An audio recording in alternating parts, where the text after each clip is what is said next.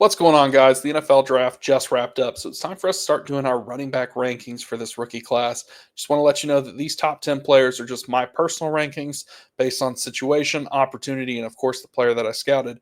This does not necessarily mean the pick order that I would make, just because some of these guys are going to be taken a little bit higher than their ADP or might even be undrafted. So I'm going to take what I can do to accrue that value and find a way to bolster my team without necessarily reaching. So remember that when you're making your selection. But let's start with running back one, and that's going to be Ashton Genty. Taken in the first round, 6th overall, the Las Vegas Raiders. Absolute dominant 2024 at Boise State. Over 2,600 rushing yards, 30 touchdowns on the ground. Not a ton of passing work, but I think that can improve. The biggest thing about Genty is when you get him the ball, he is absolutely electric in space. He forces a ton of missed tackles with an over 40% dominator rating at Boise State, while in college, he has found a way to really excel in space. He's quick, agile, great contact balance. He's going to be a fantastic pro, and he steps into an opportunity where there's no one else really for him to compete with. This is his job. They made investments on the offensive line, and we know Pete Carroll likes to run the ball. So you could not really ask for a better situation for the RB1 of this class, where Ashton Genty is going to have an immediate workload and probably be highly fantasy relevant in year one. And that's something that we love with these rookie running backs. And let's talk about RB2, and that's going to be Omari Hampton.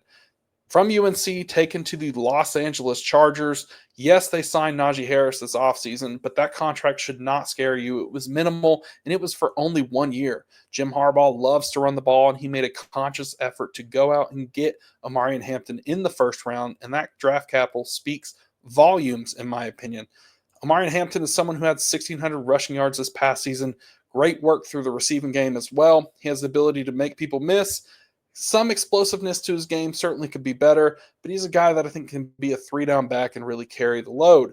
Now, of course, like I said, Najee Harris is there, but we just need to temper expectations really for year one. Year two, you could not ask for a better landing spot. Again, Jim Harbaugh is going to want to run the ball. They went out and got him in the first round, so they made a significant investment. So I think going forward in our dynasty world, we need to be ready to have him in our lineups and draft him pretty high. I mean, a lot of people are going to take him at the 102, maybe the 103 or 104. I think it's just dependent on your team. For me, it's more in that 104 range. And I think there's a good argument for possibly taking the RB3, which jumping straight to him is going to be Trayvon Henderson, taken in round 2, pick 38 overall to the New England Patriots. He was actually drafted 4th out of all the running backs, but I do think that this landing spot is really intriguing. He's an explosive player. Obviously shared the backfield with Judkins, more on him later, but he's fantastic in the passing game. He's going to catch the ball in the backfield like one of the best in this class, not to mention he's the best pass pro running back in this class, which means when they call a pass play, you can throw him out there. Drake May can trust him. He's going to make his block, and he'll be able to flare out, catch some more passes, and just get more opportunities, because staying on the field, especially as a young rookie, is the most important thing that we can get. We just want opportunities, and I think Trayvon Henderson is someone that we should be chasing. Fantastic landing spot, great capital. He's going to be a really good player, someone we're looking to draft 105, 106, 107 range. But let's talk about the RB4, who was drafted 3 in this class, and that's going to be Quinnen Judkins, Trayvon's teammate, taken in round 2, 36 overall to the Cleveland Browns. He's a little bit more of the hammer of this class. He's going to have to run through people. He'll run around them, but definitely more explosive through the hole and through the gap. Over 1,000 rushing yards this past season. He came from Ole Miss prior to his Ohio State run, but just another guy who's pretty solid at everything. The capital says a lot. In my eyes, I think that this pick is a lot like Nick Chubb, where they want to continue to do the same things, and Judkins has that ability to do it. So I like this landing spot. He's someone that's going to be drafted right around Trayvon Henderson. Take your pick. For me, I'd rather have Henderson, but I do think that Judkins is someone that you should be drafting if you're RB needy in the middle of the first round. The capital's there. The volume is there. I mean, this team likes to run the ball. Kevin Stefanski has a history of this, so I do like the Quinnen Judkins landing spot. But I just prefer Henderson over him. But let's talk about the RB5, and I think this is the point where it starts to get interesting. People are going to have differing takes. For me, it's going to be Caleb Johnson. I like the landing spot with the Pittsburgh Steelers, taken in round 3, pick 83 overall. He's a little more of a zone guy, not necessarily going to have that breakaway speed. He flashes at times with the speed, but I do think that it's kind of just inflated. But he's a good football player. His 40 was only a 4.57, which kind of shows up for that lack of speed. But like I said, he has tons of plays where he makes big rushes for 10, 20, 30 yards down the field, and even finds a way to break away and score sometimes. 1,500 rushing yards at Iowa. A little bit of work out of the receiving game. I think that's something that he can improve on. But again, this team already has Jaylen Warren. He's just basically stepping into that Najee Harris role. So maybe we temper expectations on what he might get in the receiving game, but I do expect him to have probably 200 to 250 carries in year one, and we'll see what happens with Warren. I'm not too scared of that. I do think that Caleb Johnson projects as a guy who could take over this backfield and really have this job for the next few years. Let's talk about RB6, and that's going to be RJ Harvey. Kind of the surprise pick of this draft, taken in round 2, pick 60 overall by the Denver Broncos. A smaller back, certainly more to talk about in his profile. Over 1,500 rushing yards, great out of the backfield to catching the ball, 43.8% dominator rating in college. He's a small guy, though, only 5'8", 205 pounds, but he's kind of fitting the mold nowadays. I mean, we've seen Bucky Irving step up and do it.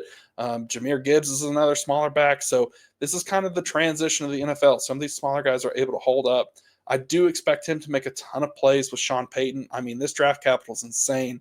Some people thought he might sneak into day 3 or be a really early 4th-round pick, but the day 2 capital says a lot. Denver made a conscious effort to go out here and get him. Caleb Johnson was still on the board when they made the selection. Cam Scottaboo was still on the board. There's a lot of guys that people mocked there if they missed out on one of those top-tier running backs, and I don't think RJ Harvey was necessarily the guy we all thought they would take, especially that high. So definitely be looking to grab him. He's someone that's going to be floating in that late 1st, early 2nd range. I'm comfortable grabbing him where you can. He's not personally my favorite running back, so I don't know if I'll have a ton of shares, but the upside and opportunity there is certainly there, and you cannot look past it because he's basically walking into a backfield where he projects to be the one without any real competition. I mean, we saw Estime, we saw what Javonte Williams did in the past, and it just never really seemed to work or come out the way that Sean Payton really wanted. And now they go out and get their guys. So RJ Harvey has wheels up, ready to go. I think he's a good pick. But let's get to running back 7 for me, and that's going to be Cam Scottaboo, the people's favorite, in my opinion. I think when you watch him play, there's just a ton of times where you think, how in the world does he score? And he ends up doing it.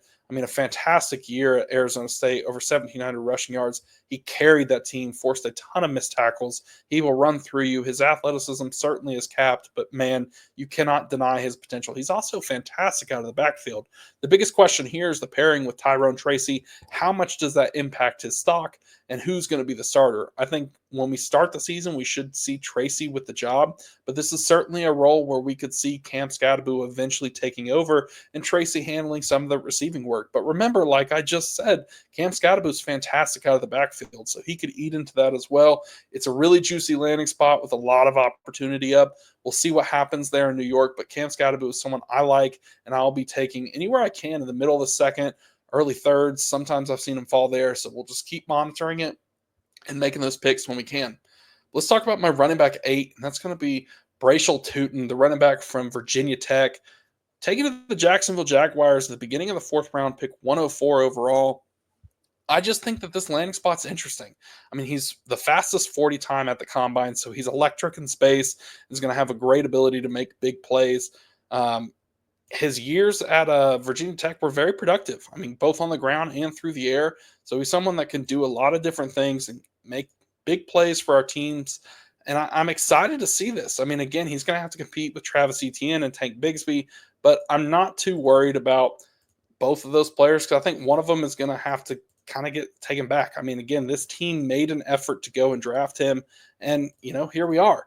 After being selected at the beginning of the 4th round, at the very beginning of the day, Briel Tutin is the guy that got the job. Over 1,000 rushing yards this past season, 1,000 the before. Came from North Carolina A&T, so he had a little bit of work history where he worked some other programs, a couple different offenses, but everywhere he's been really productive. So I like Briel Tutin. He's got that track background, big play waiting to happen. I'm excited to see what he can do with Liam Cohen, and maybe he's the Bucky Irving in this role. And we might see Tank Bigsby or Travis Etienne, and maybe both kind of be pushed backwards a little bit. So that's a landing spot I like. And let's get to my running back 9, and I think this is going to where I lose people. And I want to preface again, this is not necessarily where I'm picking people, just the situation opportunities that I personally like. Running back 9 for me is Taj Brooks. Finds his way to the Bengals in the 6th round, 193 overall. I think this role is so interesting because the Bengals have been looking for a running mate with Chase Brown. I've been screaming this for months. Yes, Taj Brooks did not get extremely high capital, but I do think there's an opportunity for him there. So if something were to happen to Chase Brown, or even if he just finds a way to make the team, I think he's going to have a role. We're talking about a player who had fantastic production at Texas Tech. And in fact, I think it's severely underrated. I mean, this production goes not only from last year, but the year before. He's one of only two players in FBS to have over 90 rushing yards in every single game for the last 2 years. Last year, he was one of two players with over 100 rushing yards in every single game. The other one was Ashton Genty. He forced a ton of missed tackles. He's great out of the backfield. I mean, he can just do it all. He's a safe play, not necessarily a high upside or a high ceiling play, similar to a Brian Robinson, if you will. But I think that there's a world for Taj Brooks where he can utilize his over 1,500 rushing yards he had this past season and get on the field and make plays early for the Bengals. And then my last running back here, guys, is going to be one that probably loses everyone. And he's on here for one reason. I had a tiebreaker between 4 or 5 different guys, and I couldn't decide who I wanted to pick. So I'm going with the one who I think you can pick up on waivers after your draft. And that's going to be Jakori Crosskey Merritt. Running back 10 for me, but again, there's an asterisk there. Taken in the 6th round, 193 overall to the Washington Commanders. This is a very interesting landing spot for me. A lot of people had a running back mock to Washington pretty early. The thing with Jakori is he didn't play this past season. He only had one game at Arizona State, not because of injury, but because of ineligibility issues. But prior to that, he was at New Mexico, where he rushed for 1,200 yards and 17 touchdowns. And before that, he was at North Carolina A&T, I believe, and he was extremely productive there too. So he's a guy who's had the opportunity, and when he's played frankly well. And if you go back to 2023 and you look up a lot of his statistics, he's top 10 in nearly everything. Missed tackles force, dominator rating, plays over 10 yards, plays over 20 yards, breakaway percent. Like, he is up there with all these different metrics. He just didn't play this past season. So I think Washington gets a guy who's got fresh legs with the ability to step in and maybe challenge Brian Robinson and Austin Eckler. I mean, Austin Eckler's aging on the end of his contract. Brian Robinson has certainly just been limited in his ability. I mean, Jakori Crosskey at his pro day ran a 4.45, pretty good. Had a 42-inch vertical, very good. And he had 17 on the bench, which is good. And he had a 10.5 broad jump. So he's really athletic and has the ability to step in and make plays. So I'm excited to see what he can do and what role he can get. He's certainly going to have to make the team. Like I said, he's kind of just a fun pick for me here at 10 overall, because I think there's still a few things we need to see. You know, we've got Devin Neal out there, DJ Giddens. Obviously, a lot of people are going to be all over Blue, who found his way to the Cowboys. So there's different players that we need to talk about. But for me, this is my early top 10 based on landing spot opportunity and the players that I scouted. But be sure to like the video, subscribe to the Faceoff Sports Network. Let us know below who's in your top 10 rookie running back rankings, and any other players you think you might have questions about. Let us know. We'll certainly help you. We'll catch you next time.